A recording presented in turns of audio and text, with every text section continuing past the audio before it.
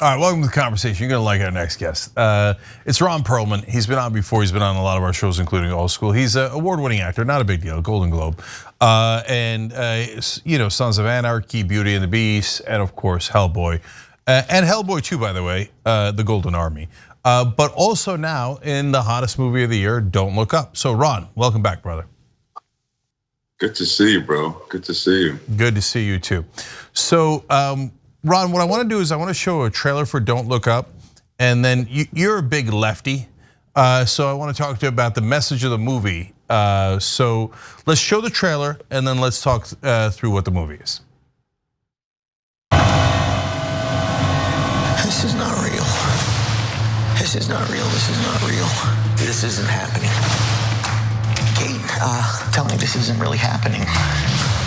I hear there's something you don't like the looks of. We discovered a very large comet. Oh, good for you. It's headed directly towards Earth. This comet is what we call a planet killer. At this exact moment, I say we sit tight and assess. Sit tight and assess? Sit tight. And then assess. The sit tight part comes first, then you gotta digest it. That's the assessment period. This is the worst news in the history of humanity. He just blew us off. What are we gonna do? We have to release the information. So we just leak it. Our guests today have made a pretty big discovery in space. How big is this thing, Nolan? Can it destroy my ex-wife's house? Is that possible? There's a 100% chance that we're all going to die. Hey. Well, the handsome astronomer can come back anytime, but the yelling lady, not so much. We're gonna get the news out there one way or another. It's real and it's coming. FBI! Jesus Christ, you could have just called me. All right, Ron. So first, what was your character in the movie? I play a Medal of Honor recipient. He doesn't have any military affiliation, but then the wild and wacky world of Adam McKay in this film, he really doesn't need one. He's just the quintessential Medal of Honor recipient, probably political donor at some point, which is probably all the credentials he ever needed. And he is charged by President Jane. Oh God, I wish Orleans, I think. Meryl Streep's character's last name. I think it's Orlean. Jane Orlean. He's charged by her to get into a spacecraft and go and destroy the comet that's coming to Earth to destroy us. He doesn't make it. I won't give away much more than that. But it's not that he doesn't make it; he just doesn't make it. Okay, I love Ron's honesty. So we're gonna show a clip of Ron's character in a minute, right? But Ron mentioned this Adam McKay movie, and as you were talking about how he's a Medal of Honor recipient who actually doesn't have any military experience at all, I thought, and then he was probably a donor. I'm like, the whole point of this movie is that this is happening, right? We have all these donors who get all these positions that they have no expertise in at all. We just did a story, I think it was yesterday, about Ron DeSantis giving out a board of trustees seats at universities in Florida if he gets $100,000 in campaign donations. They don't have to know anything about universities or education. In fact, if they're anti-education, that's probably helpful, right? But really the qualifying factor there is the money. And of course, the main theme of the movie is, scientists all saying we're all going to die, and politicians in the media go, and that's climate change. It is happening, right? So was it, since you're on the left, was it kind of gratifying to work on a movie that goes, yeah, knuckleheads, maybe you should pay attention to that? Well, my prayer was that we get it right. I mean, when you bite off something that has so much medicine attached to it, and it's a movie, which is by definition just supposed to be entertainment,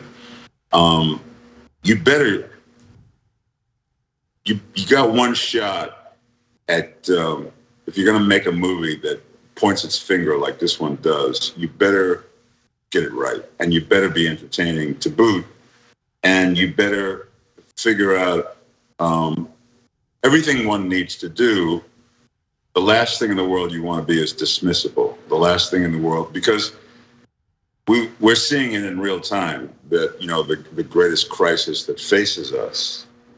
And I mean, it's the big one. It's really hard, really hard, considering, we're probably not going to have a democracy in another 2 years. But that pales in comparison to the fact that the earth will not be inhabitable in, probably either our children or our grandchildren's lifetime. And yet no one is,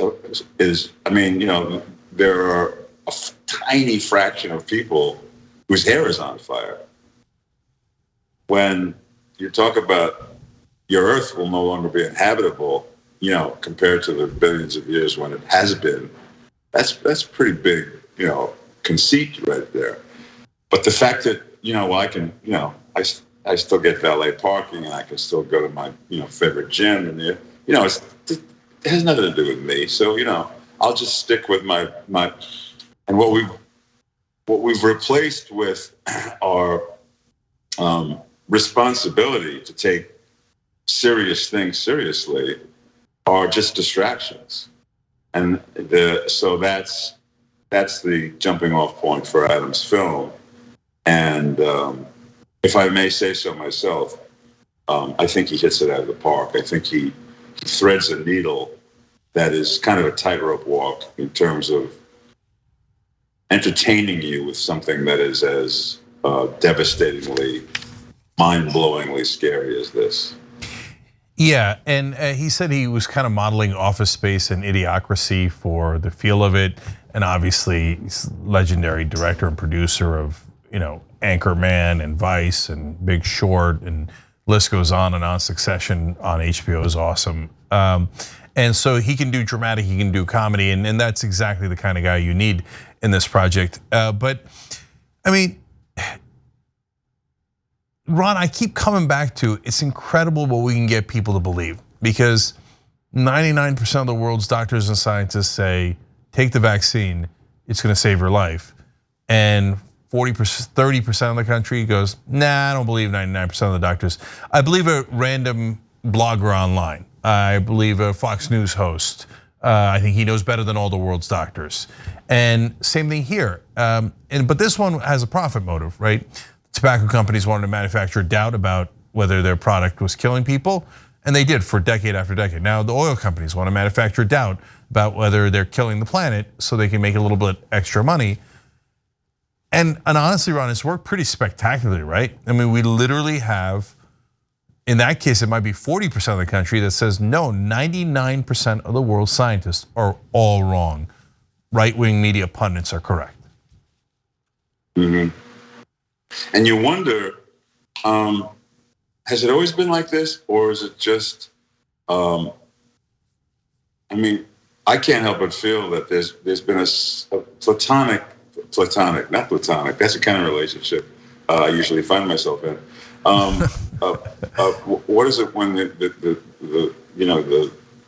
thing that you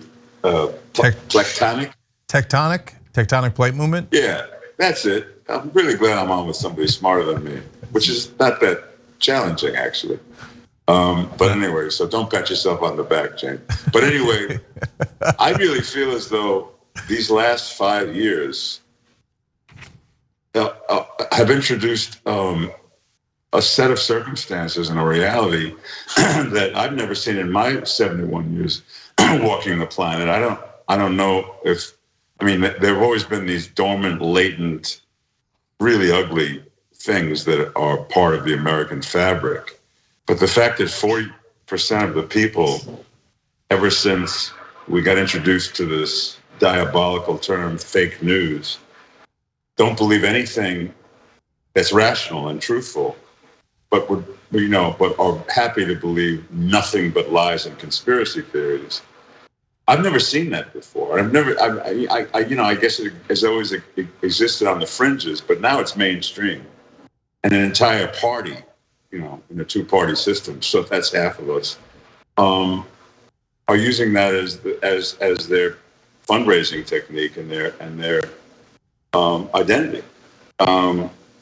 So what chance does something like climate change have in a world like that? And Adam McKay's timing on making this film couldn't have been more urgent and more perfect. Yeah. But I digress. No, but Ron, I thought about that too, because I think a lot of us are at this point going, so humanity is that easy to trick and to get them to believe outrageous things, nonsensical things. And then I was thinking about it. I mean, we got 40% who say, doctors, what do they know? And certainly scientists, what do they know? And professors and journalists and everybody that has any information that's factual, what do they know? But Ron, 15% of the countries believe that Democratic leaders drink the blood of children, that they molest them, kill them, and then drink their blood. 15% of the country. That is a gigantic number. That is 30, 45, 40, nearly 50 million people believe that. And then, Ron, I had a scarier thought. I was like, well, drinking the blood of children, that's blood libel. And there was a country that believed that before, it was Germany. And it was a slightly greater percentage. But again, it was never over 50%, but it was enough, and then they did it. And then they took charge and they started killing everybody. So, I mean, it's pretty dark times when we've got scientists saying the planet is melting, we must do something, and everybody goes, no, but we should do something about the people drinking the blood of children. What are you gonna do? What are you gonna do? What are you gonna do, Jake? Well, I know what I'm gonna do. What are you gonna do? So you're going to Disneyland. No, I am not going to Disneyland, but they are. No, I mean, look. To go along then. Yeah, honestly, Ron, what I did was I started a media company, and so that to fight back, right, and to do this show and all the other shows that we do, because apparently people will believe anything. So I thought, maybe what if we told them facts? They might believe that, right? Maybe we gave them the truth, they might believe that instead of all the lies that we're getting told on television. It's corporate rule, and corporations will do anything for profit. We've set up these machines, and that's another sci-fi movie, and maybe we'll make that with Adam McKay. But you did something too. You were in this movie, so I actually want to show the clips of you in the movie because I think they're hilarious. So let's roll them. I'm sorry, isn't he the mercenary gentleman that was screaming at all those children on the White House lawn? Yeah, he was given the honor of leading the presidential initiative and getting kids to exercise. Get over here to it, you goddamn lard ass. You look like a goddamn bunch of. He's just of another generation, I think. I used to date him. You don't have the last guy I worked with in combat? You ever see inside a man's torso?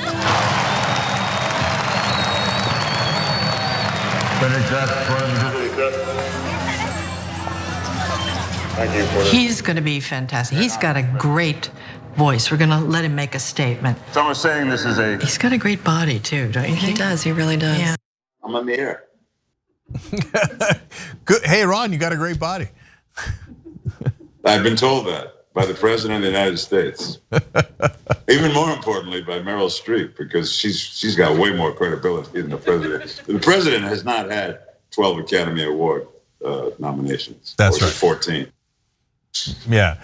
Although the president did end the war on Christmas, former President Trump, of course.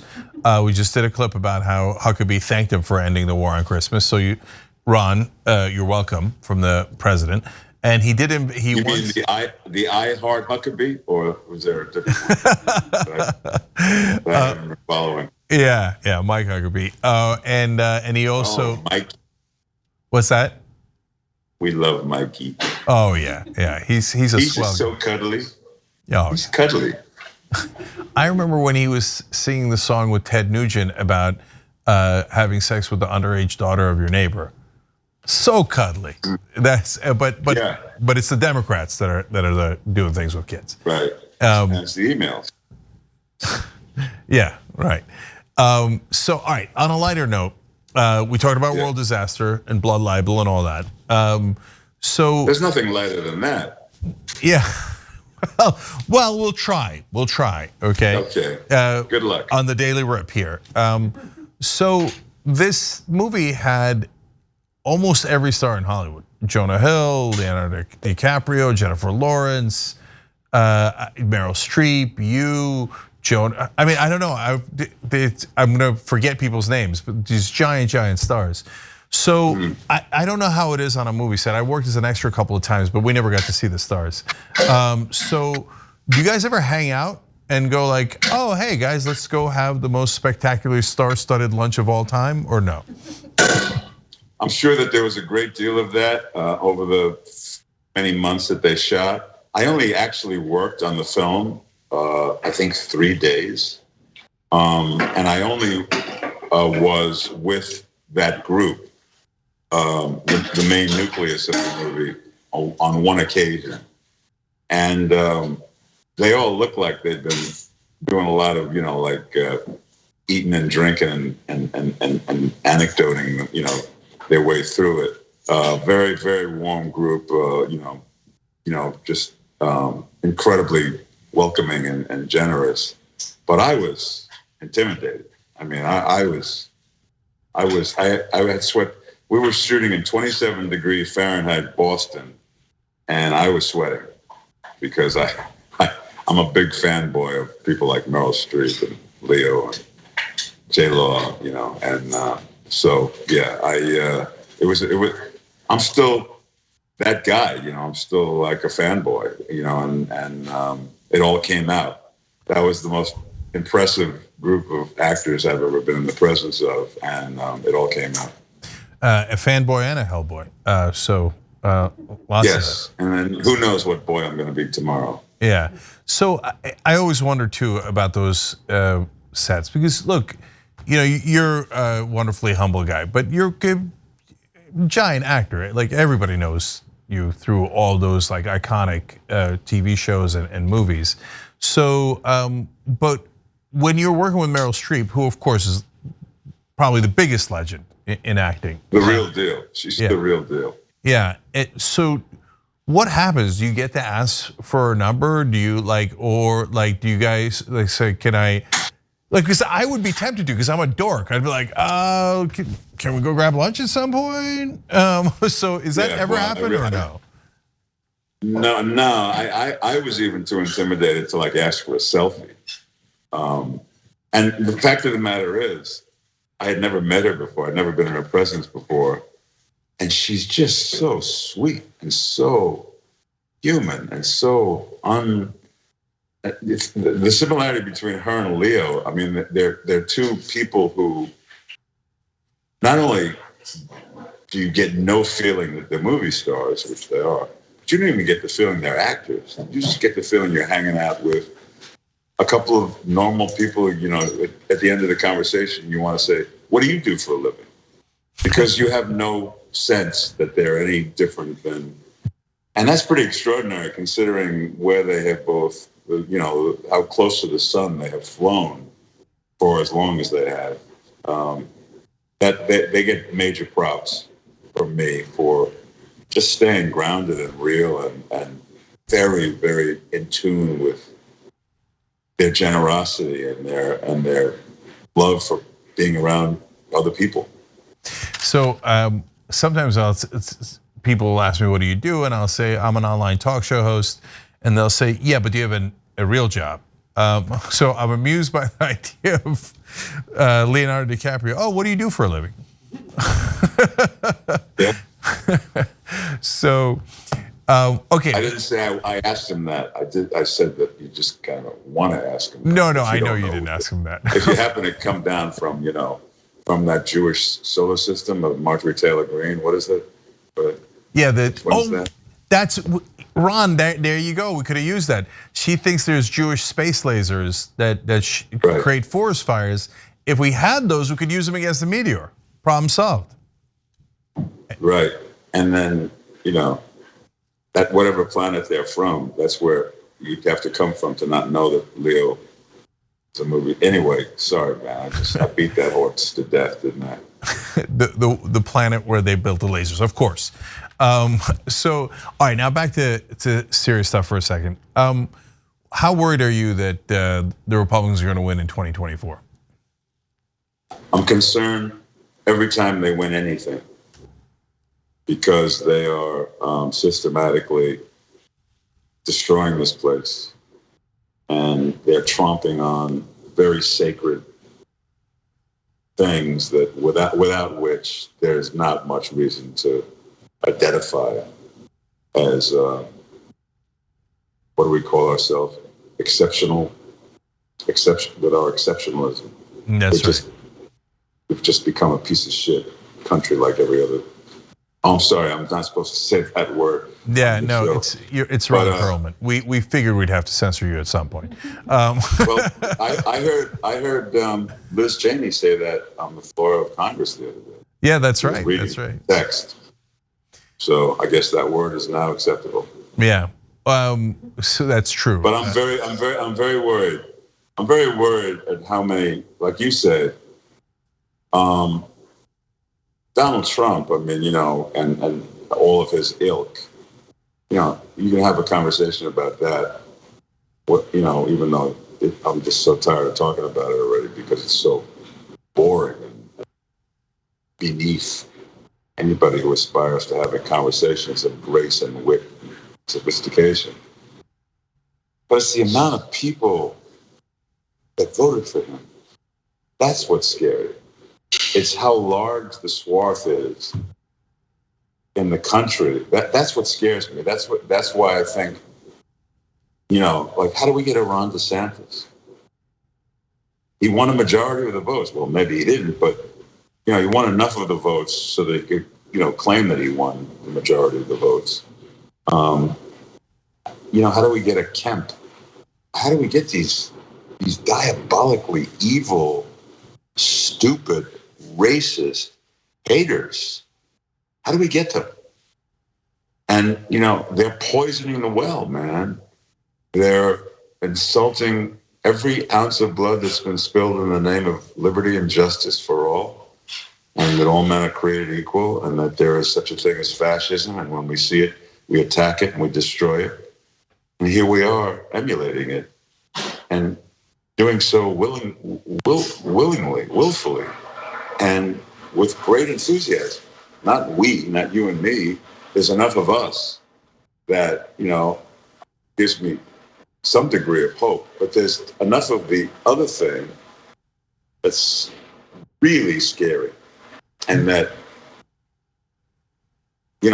every single Republican has identified as like, oh man, I can fundraise off this stuff. I can use this to my advantage. I can say almost anything I want, and I'll have, like you said, 40% of the country believing it. And they all know they're lying. They all know that they're taking advantage of a situation that should never be taken advantage of. It's a sin against God to manipulate people who just don't know any better by people who do. And yet they do it every single day. And it's heartbreaking. It's heartbreaking. I mean, you saw what I was for 4 years on Twitter. I don't tweet anymore. My heart's too broken. I don't feel like anybody's hearing me. I don't feel like anybody is. I feel like the people who love what I say would have loved what I said anyway, no matter what. The people who I should be reaching, I don't think I'm getting to them. And God bless you for what your response was, which I started a media company, and I started to just take responsibility for what I can do about changing hearts and minds, or at least giving them the kind of information they need to change their own heart and mind. I applaud you for that. But I'm at a real point where I'm more concerned than I have ever been.